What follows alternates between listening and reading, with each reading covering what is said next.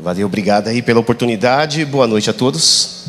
Quero agradecer este momento de estarmos aqui juntos, refletirmos sobre um tema assim que é muito pensado neste mês, um tema de muita reflexão, um tema muito difícil de ser tratado. Existe até redes sociais que banem pessoas que tratam sobre este assunto, principalmente quando fala a palavra suicídio, porque é uma coisa que nós podemos chamar aí de uma epidemia silenciosa e perigosa. Então eu me proponho falar aqui um pouco sobre este assunto. É claro que nós nunca vamos conseguir exaurir todo este tema, mas o que Deus colocou no meu coração para que eu pudesse compartilhar com vocês, eu espero que possa ajudá-los. Espero que possa também ajudar a todos aqueles que nos acompanham, nos assistem, e possa servir aí de pelo menos um caminho nesta estrada escura, ao qual muitos estão passando e enfrentando, que é chamado o problema do suicídio ou não ter vontade de querer mais viver. Então eu gostaria de convidar você a fechar os seus olhos e juntamente, mais uma vez, pedir pela sua vida. Pedir e suplicar por você, por aquilo que você anda vivendo, por aquilo que você anda passando, pelas circunstâncias que estão em torno de você. É muito importante.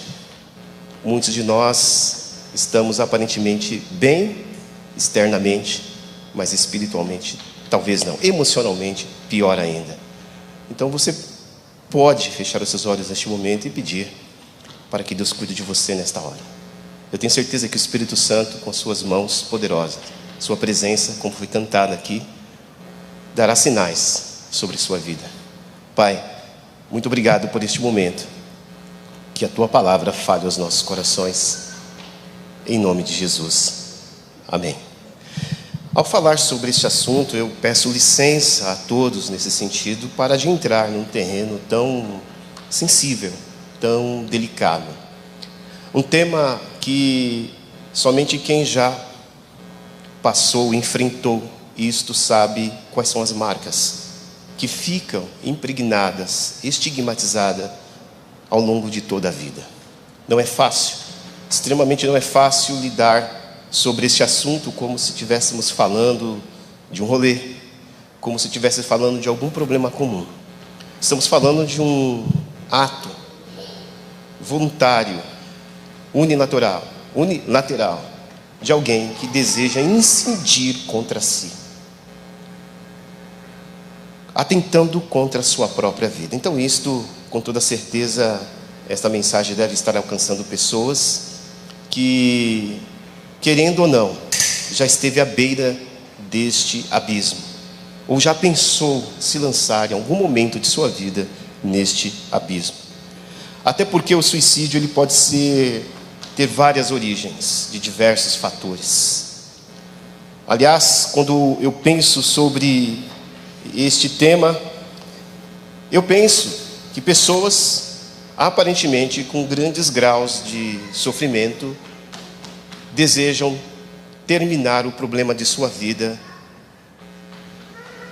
atentando contra si mesmo.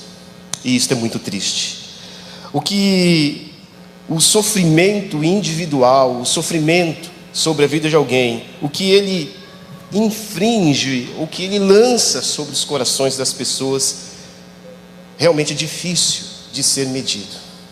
Por isso, quando nós falamos do sofrimento, nós sabemos que muitas pessoas com o desejo de acabar com o sofrimento procuram até mesmo pagar com um alto preço com a sua própria vida. Nós vivemos num período não muito saudável. O século que nós estamos vivendo é um século de muitas comorbidades, doenças emocionais. As pessoas estão muito ligadas ao mundo digital. E não que isso seja um mal proeminente, mas ao contrário, ele passa a ser, para muitas pessoas, uma fuga que acaba desconectando as pessoas de si mesmo e desconectando as pessoas da vida. E por conta disto, ele serve como uma ponte, ou como muitos gostam de falar, um gatilho para que este problema aconteça. Nós temos pouco tempo, nesses últimos tempos, chamados século 21, de guardarmos um tempo de qualidade para lidar com as interações emocionais internas. Estamos sempre lidando com dificuldades externas, sempre pressionados. Estamos sempre em busca de atender algum padrão ou atender alguma expectativa, se enquadrar em algum ideal de vida, e por conta disso nós não conseguimos mais pensar com os nossos botões. Não paramos para refletir, não paramos para perguntar para onde estou indo, como estou indo, para que eu estou fazendo isto, por que estou fazendo aquilo. No século 21, nós vivemos sob pressão, sobre demanda, sobre uma desvalorização do ser humano e valorização das coisas, e isto nos leva simplesmente a nos desconectar com as verdadeiras necessidades, com os verdadeiros gritos da alma, com os verdadeiros sentimentos que gritam por socorro, e que muitas vezes eles vêm em formas diferentes, acabam vindo em forma de depressão, acaba vindo em forma de ansiedade, porque o nosso corpo, como um ser inteligente, biológico, ele tem o poder de querer comunicar para nós quando as coisas não estão indo muito bem. Mas hoje nós não temos mais aquela sensibilidade de parar para ouvir as vozes que gritam dentro de nós e queremos sufocá-las, queremos negar a realidade daquilo que nós estamos vivendo, não queremos trabalhar e passar pelos processos de transformações, não achamos mais que somos capazes de superar problemas, não achamos que somos capazes de enfrentar as dificuldades, não achamos que somos mais capazes de termos qualidades e valores e princípios que são inatos, que podem ser ativados para o enfrentamento de desafios que a própria vida nos oferece, uma perda, um luto, um descontentamento, um vazio. E isto leva o ser humano a ficar cada vez mais superficial, porque se alguém não sabe lidar ou não sabe descrever o que anda sentindo, o que passa dentro de si, se ele não sabe qualificar e criar um zoneamento para os seus sentimentos, quanto mais o que ele vai lidar com a vida, como ele vai enxergar a vida, quais são os horizontes. Hoje falar sobre este tema me encoraja um pouco, porque eu creio que ao falar sobre isso eu estou entrando numa batalha pela vida de alguém ou de alguém que estejam em algum momento nesta linha fino e tênue linha entre o desespero e a esperança, onde as pessoas não estão mais achando que a vida pode oferecer algo melhor, perdeu a perspectiva de boa vida, lançou-se profundamente projetando sobre algo, alguém, toda a sua vida, toda a sua felicidade, e este objeto se ruiu, se partiu, e a pessoa hoje se encontra numa lacuna, encontra num limbo emocional. Por isso, tratar desse assunto me encoraja, no sentido de poder dizer que apesar deste fim de mundo, apesar deste apocalipse emocional, apesar desse caos mental, ainda existe esperança, ainda existe um caminho. Quando nós geralmente temos o costume ou a tendência de dar um ponto final em nossas vidas, ainda assim existe um novo parágrafo, existe alguém que está sobre algo que determina sobre nós o que é de fato uma vida e nos dá a oportunidade de prosseguir. Por isso eu quero falar sobre esse assunto. Infelizmente, há mais suicídios no mundo, infelizmente, do que assassinatos. Há mais pessoas tirando suas vidas por diversas razões. E uma das razões, talvez, o que pode ser artificial para um, para outro que está sofrendo, porque a dor não se mede, a dor é pessoal, a dor é única, ela não pode ser sentida pelo outro. No máximo que a gente pode fazer é imaginar como aquilo está dolorido na vida daquela pessoa, mas, infelizmente, mais de 50% de pessoas no mundo já pensaram em algum momento dar um final à sua vida. Temos mais de 8 bilhões de pessoas neste mundo, 4 bilhões ou até mais, porque a estatística sempre, geralmente, é para baixo. É apenas um pequeno pedacinho da ponta do iceberg, e que por detrás de tudo isso esconde um universo muito mais complexo. E olhando para esse momento, então eu posso dizer que aqui onde nós estamos existe um universo de pessoas, vários mundos, reunidos num só lugar, com diversos desafios, com diversas necessidades, com diversas lacunas, diversos medos, que por algum momento já desejou buscar uma rota mais curta. Por isso que eu quero falar, porque o problema do suicídio, ele não é um problema isolado, não pertence a uma classe social.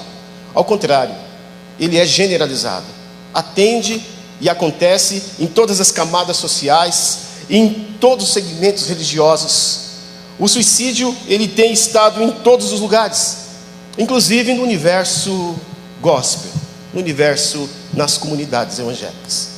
Infelizmente, o número de pastores que tem tirado a sua vida no século 21, nessa virada do século, isso tem sido assustador. O número de pessoas que disseram que confiam que Cristo é o bem desse século e estão desesperadas por dentro e procurando dar um jeito de interromper o ciclo de sua vida, tem sido assustador. Não é à toa que o suicídio é chamado como uma epidemia silenciosa e precisamos tomar cuidado. No século XX, a faixa etária de pessoas que tiravam suas vidas eram chamadas de 50 a mais. Na virada para o século XXI, mudou essa perspectiva. Hoje são jovens de 25 a 35 anos, pessoas com 40 anos, jovens de 13, 14 anos, estão fazendo isso e já mudou essa perspectiva. Hoje a realidade é outra. Hoje o suicídio, ele é algo que está atingindo grupos que não são mais antes observados como um grupo de perigo, que eram os 50 a mais. Logo, meus queridos, nós sabemos que isto está ficando complicado, porque de uma certa maneira não anula os 50 a mais. Agora nós temos os 50 a mais, agora temos os 50 a menos, que estão passando por esse perigo, estão passando por algum dilema, estão passando por alguma tortura emocional, estão passando por algum momento em que está num elo perdido de suas vidas, no qual querem dar fim à sua própria história. Nós sabemos que o problema do suicídio não é um problema que acontece somente neste século. Ele é algo que já acontece desde quando a humanidade começou a se compreender. Como, por exemplo, ao longo da história, ele foi encarado em diversas perspectivas, de diversas maneiras. Por exemplo, na antiguidade, quando nós falamos de Roma, Grécia, os suicídios, eles eram comumente, em alguma parte, aceitas por pessoas de alta sociedade, como pessoas que tinham cargos de honra, como imperadores, governadores, e eles faziam isso em nome de uma honra. Mas em geral, quando nós olhamos para a história das civilizações e face ao suicídio, nós vamos ver que ele nunca teve uma boa aceitação. Ele tinha algumas permissões, mas ele não tinha aceitação geral e completa. Quando nós percebemos no período da igreja, quando a igreja, no cristianismo primitivo, passou a influenciar o antigo mundo, o suicídio começou a ser enfrentado de uma maneira negativa, mais veementemente negativa. No caso, Santo Agostinho, ele foi um dos primeiros a dizer que o suicídio, ele é um pecado contra a própria vontade de Deus, porque o suicídio, ele viola o mandamento de não matarás, de Êxodo 20, versículo 13. Em outras palavras, Deus, sendo o autor da vida, dono da vida, só Ele, somente Deus, tem o direito de determinar o início, o meio e o fim de uma vida, e não um ser humano. Outro teólogo no primeiro século que fez uma grande diferença e que começou a implementar esta ideia e tentar erradicar o mal chamado suicídio do mundo foi São Tomás de Aquino. São Tomás de Aquino, ele concebeu uma ideia em 3 pontos, sugerindo biblicamente o quanto é horrendo a ideia de você querer tirar a sua vida. Primeiro, ele diz que o suicídio era um pecado mortal.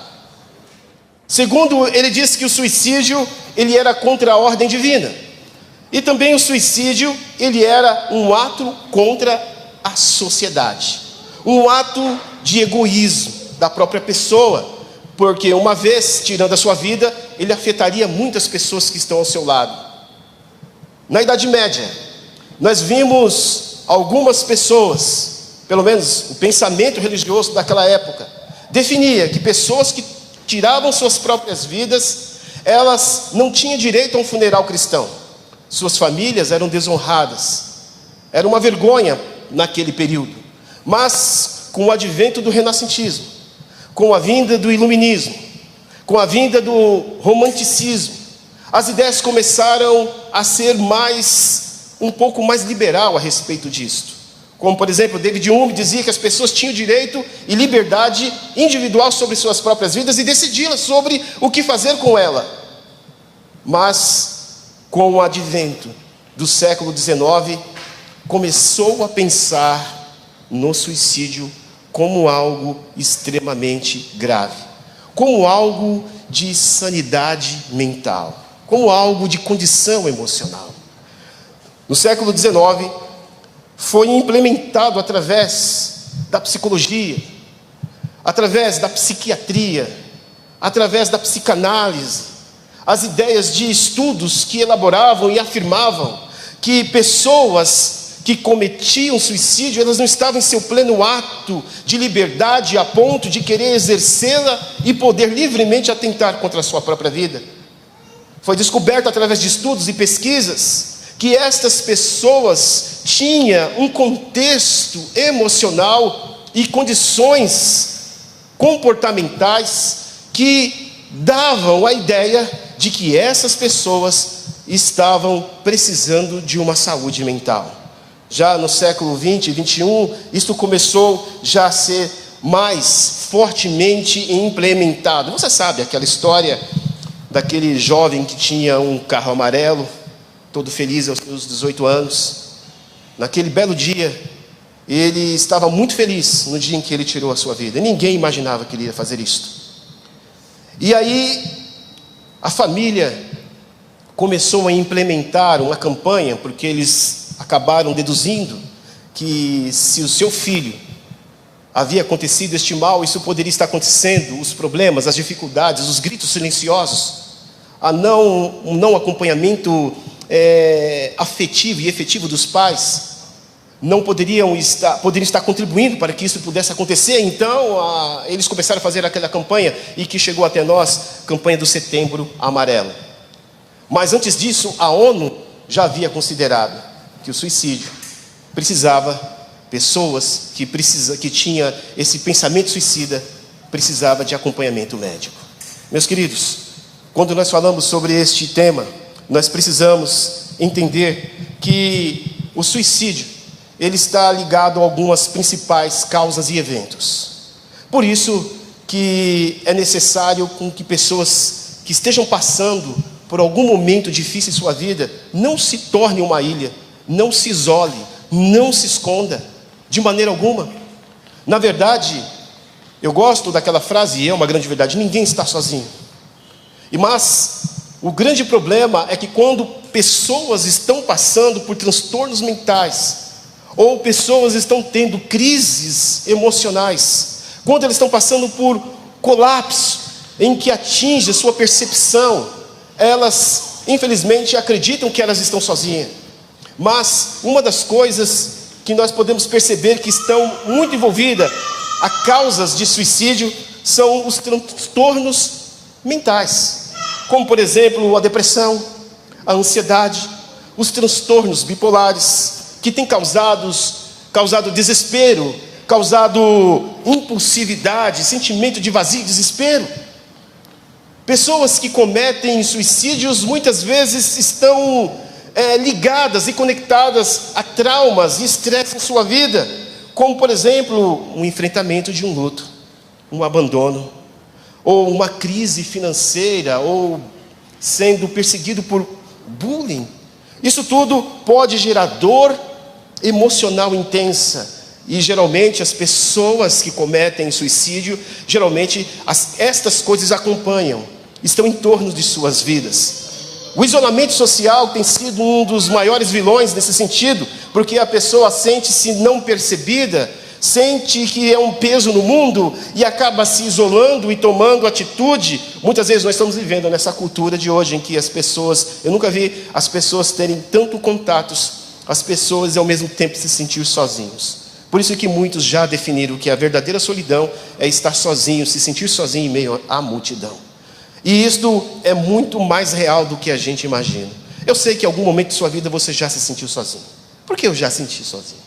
Eu sei que em um momento de sua vida parece que talvez as coisas ficou um pouco cansada e deixar para lá não resolveu. Às vezes no momento de nossa vida a única coisa que prestou, a única coisa que funcionou foi parar e enfrentar. Parar e chorar, parar e pedir ajuda. Mas doenças crônicas, isolamento social, fatores biológicos como desequilíbrios neuroquímicos, isso tudo contribui para tornar não só essas pessoas numa faixa de risco, como também pessoas que cometem suicídio, pelo menos uma boa parte é definida por essa circunstância. A depressão tem sido uma das piores causas predominantes do sofrimento nos dias de hoje. Mas como se não bastasse, a depressão, ela é um mal que lhe torna pior ainda, porque quando se trata de comunidade evangélica, ela é muito mal compreendida. Por um lado, quando este tema de ansiedade, depressão, que são fatores que levam pessoas a cometerem suicídios, é tratada no nosso meio evangélico, a primeira coisa que geralmente se esbarra são com definições que não são baseadas na misericórdia, no amor e na graça do próprio Deus. Geralmente as pessoas que estão passando por isso são confrontadas por pessoas dizendo que isto é falta de fé. Se você está com depressão, é porque você não tem fé. Se você está com ansiedade, é porque você está em pecado. Se você está com algum problema que está marcando os seus sentimentos, suas emoções, é porque deve ter algum demônio na sua vida. E isto, em vez de poder, muitas vezes, a comunidade se transformar numa comunidade acolhedora, que saiba ouvir, ter uma escuta ativa, de poder se oferecer como um meio de ajudá-lo, chorar as suas lágrimas, muitas vezes trata isto de uma maneira tão banal. E infelizmente isso tem crescido no nosso meio. Muitas pessoas vão buscar ajudas espiritual, muitas vezes na nossa comunidade, acaba recebendo conselhos simplistas, como por exemplo, ore mais. Se você está se sentindo triste, se você está se sentindo vazio, se você está querendo tirar a sua vida, se você está desgostoso, simplesmente é porque você não tem orado. Ore mais, vai ler mais a Bíblia. E muitas vezes ignora a complexidade do problema, e isto é muito grave. Meus queridos, reconhecer a depressão, que não é falta de espiritualidade, mas é uma luta legítima, vai fazer com que a pessoa se sinta apoiada.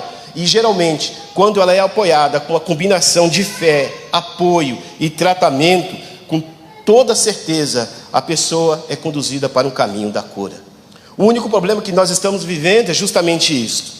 As péssimas influências teológicas que muitas vezes não sabem lidar com este assunto. E que em vez de lançar luz a esse problema, procuram achar explicação e dar respostas vazias. Como por exemplo, os pseudos-demonólogos religiosos, que desconsideram as descobertas científicas, desconsideram as condições humanas e com suas próprias teorias paranoicas, trevosas, acabam criando explicações e teoria, dizendo, olha, eu vou orar por você, vai sair esse demônio da depressão. Quando isto, na verdade, não é bem uma verdade, ou pelo menos não é toda a verdade. Isto tem sido um dos problemas muito sérios, uma falsa espiritualidade que é desassociada de uma verdadeira espiritualidade que leva o homem a cuidar do corpo, alma e espírito, que isto envolve também curas medicamentosas, reconhecimento da limitação física, não tem acontecido muitas vezes em nosso meio. Por isso surge uma questão aqui, e que tem sido debatido em todos os lugares: será que um cristão piedoso, cheio do Espírito Santo, ele pode enfrentar uma depressão sem que isto seja causa de demônio ou de pecados não confessados? Eu respondo mesmo para você: sim, a resposta é sim. Se um cristão cheio do Espírito Santo e piedoso, ele precisa usar óculos. Se um cristão cheio do Espírito Santo e piedoso, se ele precisa enfrentar uma cirurgia, se ele tem alguma comorbidade como pressão alta, ou uma crise hepática, ou diabetes, ou se ele tem uma dor de estômago, se esse cristão cheio do Espírito Santo e piedoso, ele passa por todas estas coisas e precisa se submeter a tratamentos médicos, por que a sua mente, a mente desse cristão piedoso, cheio do Espírito Santo, talvez não precise em algum momento de sua vida reequilibrar os hormônios que afetam as condições mentais, fazer uma reeducação alimentar, ou passar por um período em que ele precisa tomar algum tratamento para lidar com o seu problema de depressão, porque é uma condição física? Gosto daquele livro de Andrew Solomon, quando ele escreve dizendo que sobre o demônio do meio-dia, ele aponta que existe 3 formas de tratar esse problema chamado depressão e também ansiedade, que leva as pessoas, muitas pessoas, ao suicídio. Ele diz que existe 3 formas. A primeira é psicoterapia, porque vai tratar de fatores emocionais. Segundo, precisa de medicação para equilibrar os neurotransmissores. E terceiro, uma comunidade acolhedora. No nosso caso, no nosso contexto, uma comunidade cristã que saiba abraçar pessoas nestas condições, sem julgá-las, sem estigmatizá-las, sem rotulá-las, sem debochar do seu sofrimento, simplesmente abraçá-las, acolhê-las, para que elas possam receber suporte emocional.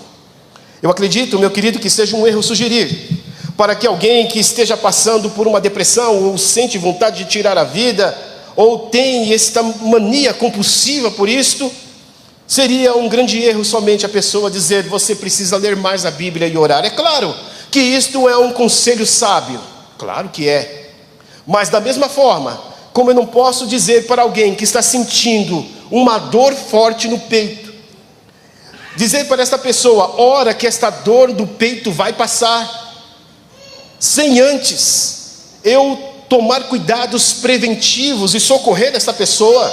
Ou se essa pessoa me descreve que ela tem várias dores no peito de maneira moderada, a ponto de eu dizer para essa pessoa: é melhor você consultar um cardiologista antes que essa situação piore, assim também eu devo tratar com toda seriedade aquelas pessoas que não estão bem emocionalmente, que não estão passando bem, passando por um momento difícil. Às vezes dizem: taca pau na cabeça, é preciso trabalhar, é preciso ocupar a cabeça, é preciso fazer algo, não tem o que fazer. A pessoa que não tem o que fazer, arruma alguma coisa para fazer, que isso passa. Não funciona assim. Isto não vai funcionar desta forma. Às vezes a falta de empatia e sensibilidade pode estar criando uma contribuição para que esse mal prevaleça, principalmente nos meios e nos lugares onde não deveria acontecer. Meus queridos, quando eu li aquele livro chamado O Sorriso Escondido de Deus, de John Piper, que ele citava Davi, Elias, o próprio apóstolo Paulo, que enfrentaram problemas severos, eram homens cheios de Deus, cheios da palavra, cheios do Espírito Santo, fazia obras extraordinárias, mas que passaram por momentos de depressão e momentos de desespero. Paulo chega a dizer que eles chegaram a desesperar. Ele também cita pessoas que são também extraordinárias como nós, mas comuns. Como, por exemplo, ele cita David Brainerd. David Brainerd, que era um jovem muito importante na sua época, missionário, morreu antes dos seus 30 anos. Ele deixou um diário, e esse diário um dia virou um livro chamado Diário de David Brainerd. Quando descobriu o que estava escrito ali, as pessoas ficaram assustadas. Como um homem tão cheio do Espírito Santo, um pregador que saía horas e horas cruzando cidades a cavalos e para pregar o Evangelho, como este homem poderia sentir tudo isso que está nesse diário? Quando John Piper revela a situação de William Cowper, um músico que já chegou, um músico cristão da sua época, que tentou tirar a sua própria vida pelo menos por uma ou duas vezes, que precisava andar acompanhado com pessoas para que ele pudesse realizar a sua missão. Nós percebemos que, infelizmente, pessoas que são usadas por Deus também passam por momentos difíceis. Engana-se que nós somos pessoas de ferro. Engana-se que essas coisas não podem acontecer conosco. É uma falta de conhecimento, de autoconhecimento pessoal, bíblico, nesse sentido, quando nós achamos que isso só acontece com o outro. John Piper também ele cita Charles Spurgeon, um pregador, príncipe dos pregadores. Quem é que já ouviu falar de Charles Spurgeon? Em que ele era muitas vezes retirado, afastava-se do púlpito para enfrentar as suas depressões, suas terríveis depressões, seus terríveis combates, para que ele continuava servindo o próprio Deus. Meus queridos, o que eu quero dizer é que isso acontece. John Bunyan, elas tiram suas vidas porque estão sendo cobradas demais. E isto nós sabemos que acontece no Japão, acontece na Coreia do Sul, acontece em muitos outros países. Acontece aqui no próprio Brasil, acontece aqui no Chile. Tem lugares que são culturalmente considerados como estados, que são estados onde ocorre mais índice desses problemas. E motivos são dos mais variados: cobranças na vida, bullying, muitas vezes problemas causados por droga, problemas causados pela culpa. Muitas pessoas o cometem por causa até mesmo de radicalismo religioso, ou muitas vezes para chamar a atenção, ou por uma questão de vingança, achando que cometendo este ato vai estar atingindo as pessoas que estão ao seu redor, que talvez tenha sido a principal causa da sua frustração emocional, do não atendimento de suas carências. Então isso nós precisamos tomar muito cuidado. Mas além disso, precisamos tomar cuidados com os mitos, os preconceitos que se criam em torno disto. E um deles é quando uma pessoa diz para você, uma pessoa, um colega, confidencia que quer tirar a própria vida. Uma pessoa, por exemplo, que você descobre, é muito comum entre os adolescentes, aquele comportamento, aquela atitude de automutilação. Às vezes escondem dos pais, cortam os braços, cortam partes do corpo. E muitas vezes os outros coleguinhas sabem disto e acham que isto é normal, mas não é normal. Mas uma coisa é certa, 80% das pessoas que um dia disseram que gostariam, queriam e tinham desejo de tirar a sua própria vida, 80% tiraram, literalmente. Então leve a sério, precisamos tomar muito cuidado quando se trata deste assunto.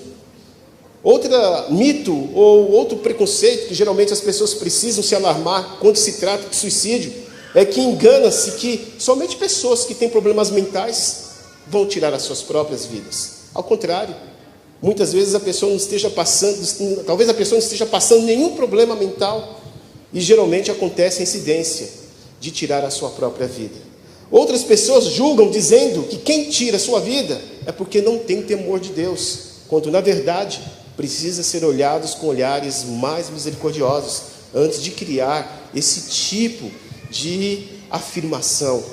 E outros muitas vezes acreditam que só pessoas que têm tendências suicidas, elas são capazes de tirar a sua vida e que ninguém pode fazer nada por elas. Quando na verdade já foi provado que quando se cria uma comunidade terapêutica, quando as pessoas estão acompanhadas delas, quando ela sente-se amada, aceita, acolhida, quando faz um tratamento sério e correto, isto muda a perspectiva da vida dessas pessoas.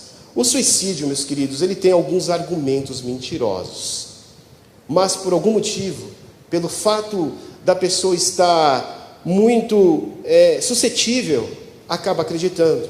Mas, se nós observarmos, o suicídio, ele tem as suas mentiras, porque, primeiro, ele parece que está oferecendo uma solução rápida para os problemas que são temporários.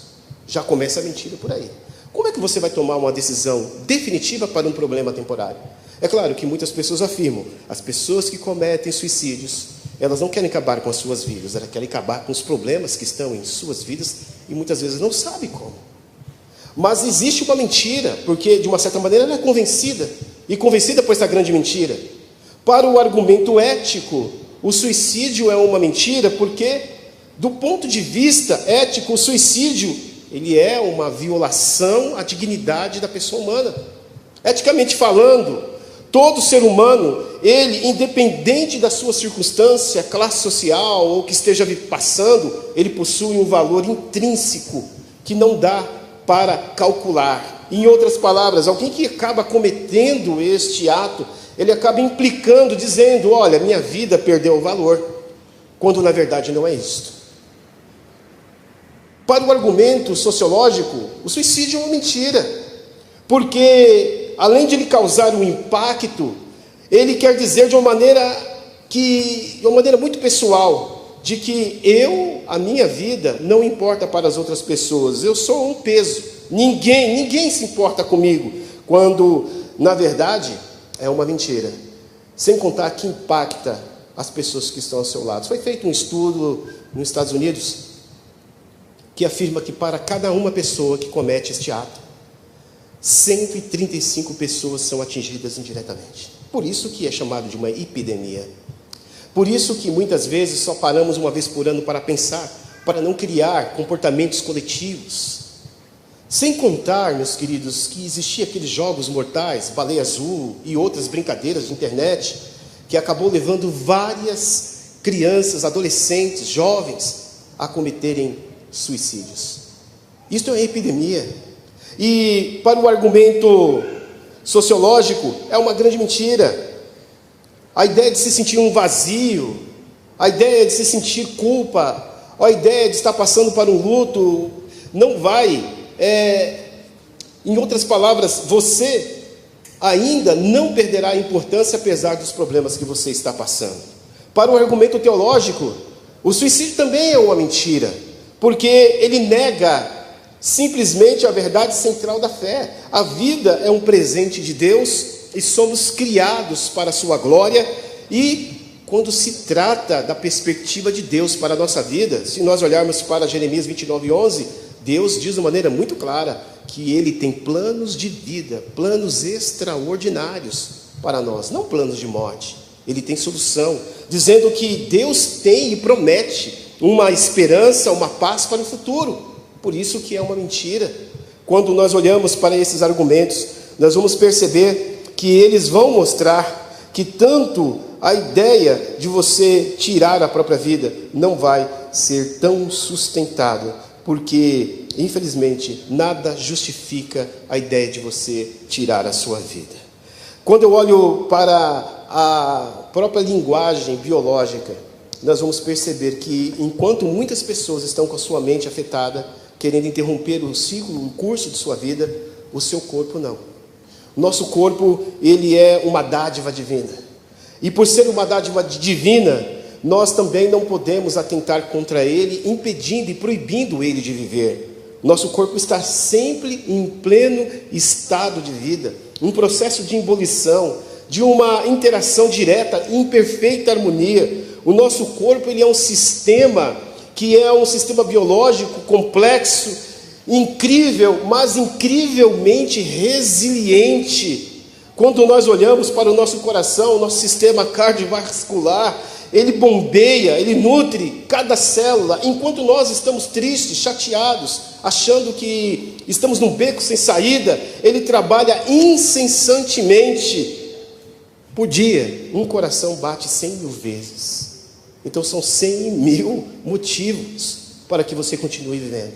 Porque enquanto nós queremos tirar a nossa vida, o nosso corpo está dizendo, não, eu quero, eu sou resiliente, eu estou lutando. Nosso sistema respiratório está ali, absorvendo o oxigênio.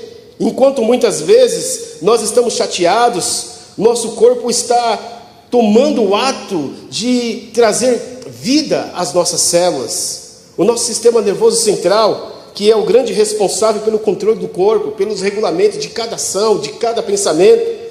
Durante esses momentos de tristeza, quando nós estamos com todos os níveis baixos, ele está ali trabalhando para criar uma resiliência. A minha oração é que quando nós observamos isso e temos a sensibilidade para aquilo que realmente nós somos, nossa mente e nosso corpo pode entrar numa linha de harmonia. E assim nós podemos mudar essa perspectiva. Quando nós olhamos para o nosso físico, nós vamos ver o nosso corpo trabalhando, lutando, fazendo toda a diferença para que nós pudéssemos continuar em vida. Jesus, como bem desse século, ele nos leva a observar quantas possibilidades nós temos. Talvez você tenha milhões de motivos para não viver, mas existe um só motivo para que você viva. Esse motivo é Jesus. Ele tem esse poder de dar esse motivo. Ele tem esse poder de dar esse motivo. Eu gostaria que você visse um texto bíblico que fala em João, capítulo 10, versículo 10. Muitos têm de cor. Quando Jesus Cristo fala que o ladrão vem senão para matar, roubar e destruir, mas eu vim para que você tenha vida, e para que você tenha vida com abundância. Nós percebemos que existe uma promessa aí. Meus queridos, quando a gente olha para esse texto e quando a gente olha para as falas de Jesus, existe um grande confronto. O confronto entre a perspectiva do mundo em face ao sofrimento e o confronto da proposta que vem de Jesus. O mundo, ele tem... Eu vi esses dias na internet uma frase que diz o seguinte: se a esperança é a última que morre, a confiança é a primeira. Essa é a perspectiva da nossa sociedade sem esperança. Perde-se a confiança. Primeiro, perde-se a confiança em Deus. Perde-se a confiança em pessoas. Perde-se a confiança em si mesmo. E depois perde-se a confiança na esperança. Já aqui está a grande chave de mudança. Quando Jesus Cristo se propõe como um bem. Um bem que vem superar tudo aquilo que mata, rouba e destrói. Jesus Cristo trazendo para nós que existe uma maneira, um contraponto, há um problema que aparentemente não tem cura, que seria para o mal deste século. Jesus Cristo, ele diz de uma maneira muito clara que enquanto nós queremos colocar aí um ponto final em nossas vidas, Jesus Cristo inicia um novo parágrafo. E o parágrafo que Jesus Cristo inicia para nós é eterno. Jesus não é somente o bem desse século, Jesus é o bem da eternidade. E é isso que Ele oferece para nós. Quantas vezes, meus queridos, ao longo da vida, nós vamos ver personagens nas Escrituras, homens de Deus que passaram por situações difíceis e superaram. Se eles, que eram muito melhor aparentemente, em perspectivas teológicas do que nós, e passaram por isso, nós não vamos escapar dos problemas da vida, nós não vamos conseguir escapar das dificuldades. Todos nós passaremos na vida o que tivermos que passar. Mas uma coisa é certa, Jesus Cristo promete não nos abandonar. Além de Ele nos prometer em não nos abandonar, como o texto base deste tema de Jesus sendo o bem desse século, que mostra Mateus capítulo 11, versículo 27, Ele faz um convite extraordinário.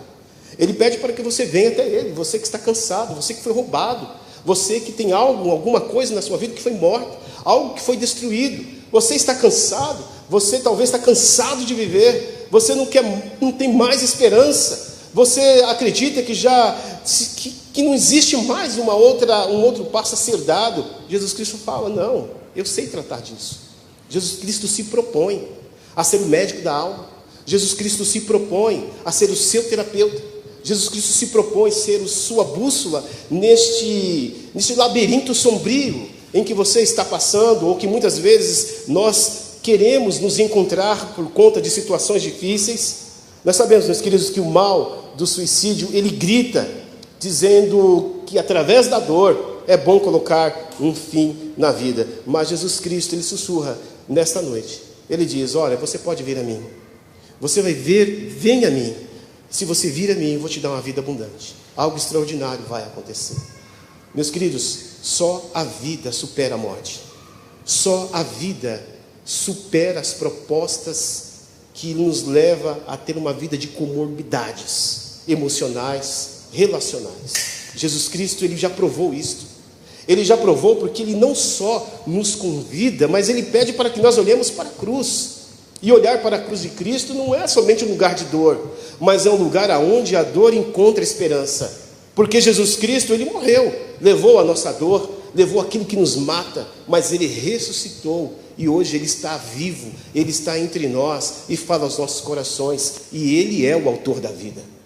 Jesus Cristo, ele é o mesmo ontem, hoje e eternamente. Por isso nós somos convidados a olhar para este bem eterno. Diante do mal desse século, nós temos um bem eterno. Um bem que sempre durou e vai durar. Um bem que vai fazer com que aquilo que está destruindo as nossas vidas, nós vamos receber uma vida verdadeira. Quando nós nos deparamos com sofrimento, com a perda de sentido, nós precisamos olhar para a cruz, onde há uma redenção. A cruz é um lugar que a gente pode chamar de um lugar além da dor. A cruz é um lugar que a gente pode achar, quando nós olhamos Jesus Cristo, que vai além do desespero. Jesus, ele diz: meu Deus, ó meu Pai, porque tu me abandonastes. Mas ele venceu essa fase, mostrando que para nós hoje, todos aqueles que estão em Cristo Jesus, pode receber o descanso, pode receber um reconstruir, uma nova página, um novo parágrafo, porque ele é o autor da primeira e da última palavra. Ele é o alfa, ele é o ômega. Então ele sentiu abandono para que você hoje não sentisse abandonado. Ele gritou para que hoje os seus gritos possam ser ouvidos. Ele morreu para que hoje você possa ter vida. Ele entregou a sua vida para que você não morra. Ele entregou a sua vida para que a vida dele transborde sobre você. Quando nós olhamos para esse texto, Jesus Cristo declarando algo tão extraordinário, a Bíblia conta uma história em João capítulo 11, versículo 25, em que Lázaro já estava há 4 dias morto, e Jesus Cristo começou a dizer para Marta, para Maria, declarando que ele é a ressurreição e a vida, e quem crer nele, ainda que esteja morto, viverá, e todo aquele que vive e crer nele jamais morrerá. E ele faz um desafio. Ele não só faz essa declaração, mas como ele olha para ela e fala: você crê nisto? A questão que a gente pode trabalhar justamente como Jesus, o bem desse século, é se você crê nisto. Se você é capaz de confiar que aquele que já morreu em Cristo voltará a viver, mas aquele que já está vivo e crê em Cristo nunca morrerá. Em outras palavras, o poder da morte não tem mais poder sobre nós. O poder da morte não terá mais poder em matar a nossa relação, de nos separar da vida, de nos separar dos dons. Na verdade, Jesus Cristo oferece uma saída. Na verdade, a saída de Jesus, ela é perfeita. E nós podemos perceber, porque Ele mesmo falou: eu sou o caminho, eu sou a verdade e eu sou a vida. Na verdade, em Jesus Cristo, Ele faz com que você encontre um lugar para a sua dor. Ele lança sobre o seu corpo para que você possa, com certeza, viver livre dessas amarras, dessa tristeza. Meus queridos, Jesus Cristo, Ele é o bem desse século, mas Ele é o bem eterno. Eu gosto de uma frase de 3 livros que eu li, e eu quero destacar para vocês, antes de eu terminar. O primeiro livro é um livro chamado Atravessando Problemas e Encontrando a Deus, de J.L. Packer. Ele diz uma frase muito interessante. Ele diz assim: olha, Deus não promete uma vida sem problemas, mas promete estar com você em cada um deles. Outra frase que ele disse foi o seguinte: a verdadeira fé não é a ausência de dúvidas, mas é a coragem de continuar confiando em Deus, mesmo quando não entendemos. Larry Crabb, um autor que fala sobre as conexões da dor e a nossa confiança em relação com Deus. Ele escreveu um outro livro com quase o mesmo título. Ele diz: Atravessando Problemas e Encontrar a Deus. Nesse seu livro, ele diz o seguinte: a dor que nos fere é a mesma dor que nos faz buscar a Deus. E ele diz outra frase: Deus não está tanto interessado em nos fazer felizes, mas em nos transformar. Já Philip Yancey, em seu livro Decepcionado com Deus, ele diz: a fé significa confiar em Deus quando você tem perguntas, não quando você tem respostas. E a última frase que ele diz é o seguinte: o que sentimos como abandono de Deus pode ser, na verdade, sua forma mais profunda de cuidado. Meus queridos, eu quero deixar uma pergunta para todos nós pensarmos, você que nos acompanha nesta noite ou estará nos acompanhando em outros momentos na live. Você quer ser vencedor nesta luta contra este desejo de morrer? Você quer esquecer aquele botãozinho de desligar e começar a viver de verdade? Você quer se sentir e ser vencedor para tornar a sua vida realmente mais leve? Em Jesus, você pode ser muito mais do que vencedor. Então eu quero convidar você a fechar os seus olhos. Eu quero convidar você, que nos acompanhará posteriormente, a dar essa chance. Jesus não perde uma chance. Na verdade, Jesus é a oportunidade única de vida. Ele é a única solução. E você poderia se dar essa chance. Você poderia se dar essa chance nessa noite e vir agora mesmo diante de Deus em oração e confrontar. Ele entende as dores. Olha, se existe alguém que entende as dores humanas, é Jesus. Sabe de todos os seus dramas. Ele sabe o que é abandono, ele sabe o que é crise na família, decepções, traições. Ele sabe o que de fato dói na alma, a dor de um luto. Ele sabe de tudo isso, o abandono de um pai. Eu gostaria que você fechasse seus olhos e orasse. Se você está bem, não tem problema. Eu gostaria que você orasse pelo menos para alguém, porque a cada 40 segundos uma pessoa tira a sua própria vida. A cada 40 segundos. Quantas pessoas já tiraram a sua vida só nesse tempo de culto? Quase 800 mil pessoas morrem de suicídios todos os anos. Jovens de 15 a 29 anos têm morrido mais do que gente no trânsito. Você poderia orar nesse momento por alguém, nesses 40 segundos, em algum lugar do Brasil, em algum lugar deste mundo, está querendo tomar esta atitude.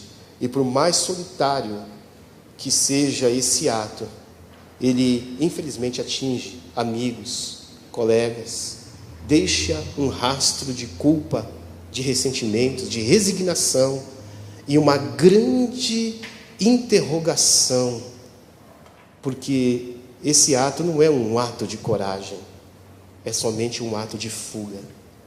Porque se a pessoa não tivesse essa dor, ela queria sim continuar vivendo. E eu gostaria de que você, se você conhece alguém, que você orasse por esta pessoa. Se você que está aqui já pensou em algum momento de sua vida interromper, achando que este é o melhor caminho, entregue a sua vida a Jesus. Isso pode acontecer mesmo eu e você sendo cristão. Reentregar a Jesus a sua vida. E reintegrar a sua vida a Jesus é você deslocar toda a sua dor, toda a sua tristeza e falar: Jesus, eu sei que o Senhor é competente para isso. Só o Senhor vai conseguir me ouvir direito. Só o Senhor vai acolher todas as minhas lágrimas. Só o Senhor sabe o porquê que eu nasci nesta família violenta, porque eu tive que passar o que eu estou passando. Talvez você esteja gritando aí em algum lugar: não aguento mais viver assim. Calma. Deixa Jesus Cristo vir em sua direção. Não é à toa que Ele morreu de braços abertos para dizer que Ele acolhe a todos. Você não é diferente. Você é especial. Você é tão importante quanto. Então vem para esta cruz além dor. Vem para Jesus, o bem eterno. Venha confessar a sua tristeza, a sua dor. Todo mundo tem decepção na vida. Alguns aguentam. É natural, é normal não aguentar. Não é vergonha dizer que não quer mais, que não suporta. Mas você não precisa fazer isso. Existe um Jesus. Ele sim é infalível. Talvez você já tenha procurado várias terapias. Você já tenha ido em diversos lugares e nada adiantou, nada removeu aquilo. Saiba que em Jesus Cristo você será mais do que vencedor. Deixa Ele tomar essa dor do seu coração. Deixa Ele ser um novo parágrafo em sua vida. Eu me sinto à vontade de convidar você a se colocar em pé, que eu vou orar por você. Não tem problema. Eu já passei por isso. Todo mundo já passou. Beco sem saída? Vamos ter diretos. Deus abençoe. Beco sem saída? Dilemas? Perguntas? Achar que Deus não está ouvindo as minhas orações? Quantas vezes? Ficar decepcionado? Não suportar a morte de um ente querido? Parece que arrancou um tudo seu. Não arrancou um pedaço de sua vida, arrancou tudo. Quem é que não passou por isso? Deus abençoe, Deus abençoe, Deus abençoe, Deus abençoe. Pai querido, em nome de Jesus Cristo, não podemos negar a verdade. E quando nós confessamos ao Senhor diante dos homens, o Senhor nos confessa diante do nosso Pai que está nos céus. Eu acredito que o maior ato de coragem foi tomado aqui. Porque quando nós tomamos uma ação, Deus, muitas coisas acontecem. Nós estamos dizendo que Jesus Cristo é maior. E eu não tenho direito de pensar mais nisso. A minha vida se tornará leve. E por isso, Pai querido, eu quero te pedir para que o Senhor opere este milagre da vida sobre os teus filhos que se colocaram em pé nesta noite. Porque eu sei, meu Pai, não é vergonha. Vergonha é esconder. Porque quando ninguém sabe, quando a única pessoa que sabe é só você, e que você não confessa, não pede ajuda, o maior inimigo de sua vida passa a ser você mesmo. Então, que Deus abençoe a vida desses lindos jovens, essas pessoas maravilhosas que estão aqui nesta noite. Que a sua mão os abrace e que a vida abundante transborde sobre a vida deles. E eu oro por eles neste momento para que esse milagre aconteça em nome de Jesus. Amém. Deus abençoe a sua vida em nome de Jesus Cristo. Força e vitória.